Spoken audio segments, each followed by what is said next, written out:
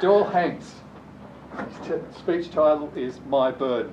My Burden, Doyle Hanks.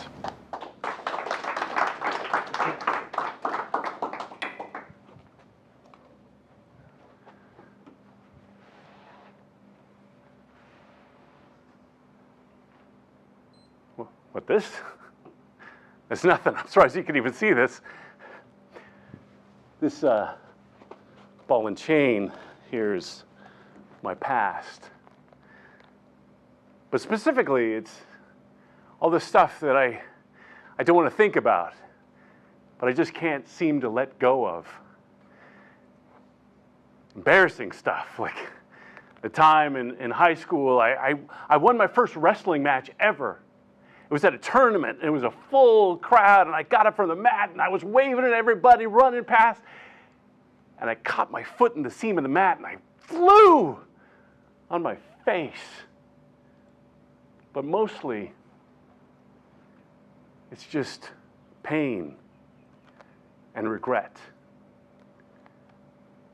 My relationship with my dad. The 10 years we didn't speak to one another. And it is heavy, because there is so much stuff in there. And I thought I was doing a pretty good job, just kind of keeping it behind me, just not looking at it. And then my 9-year-old son made me realize that there was some stuff back there I needed to deal with. Now, I picked my kids up from school, from after school every day after work. And they get in my car, and they're acting up like little boys do.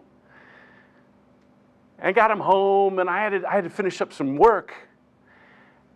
And my cortisol's up to here, and they're losing their minds. And I yell at my oldest to stop.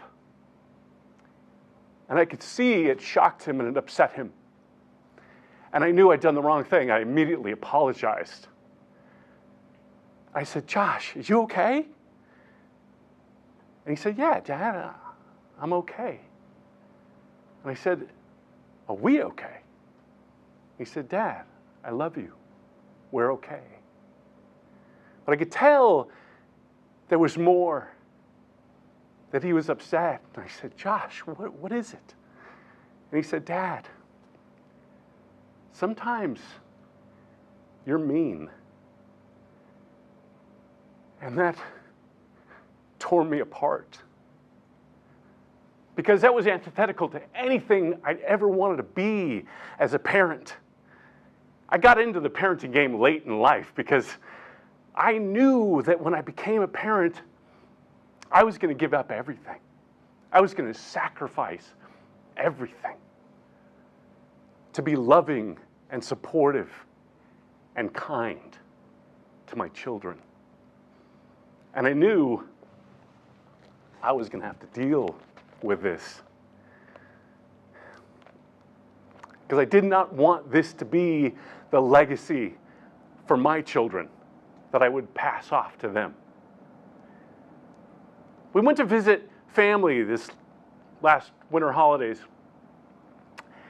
And I saw my family, I saw my dad, and I immediately knew, like, who am I to unburden myself on this man who's in his 80s? He has trouble walking and talking. And I knew I had to find another way to just be able to let go. And then he got me. He got me like I was 12 years old all over again. He offered me some constructive criticism that I did not ask for. And it just came off like an insult, like a personal attack. And I retreated. I went to my brother who's like my hero, who's had just as much pain, but was always able to separate and not let it affect him. And he just said, "Doyle, Dad just wants to be appreciated. He wants to be a mentor to you. And I was like, a mentor? He just insults me. And he said, yeah, he doesn't know what he's doing. He doesn't have the right words. But as he is in his 80s, that's what he wants to remember, that he was good to us. And I knew that he was right, that I had to just be able to forgive and love my dad. I mean, he had it 10 times worse than I did. I know he's carrying around a much bigger ball and chain. And when we left, I just held my dad. And I told him how much I loved him and that he was appreciated. And I said goodbye. And I knew that I could feel this suddenly was weightless. My burden had been lifted finally, just by forgiving and letting go. So I would just say, if you're holding on to anything with blame, maybe just find a way to let it go. Because we don't want to give this to the ones we love the most.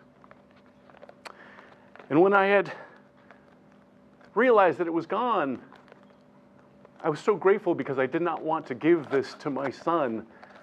And I realized that the best part of me was still there. And I was so grateful because that's all I want to give my children. Back to you.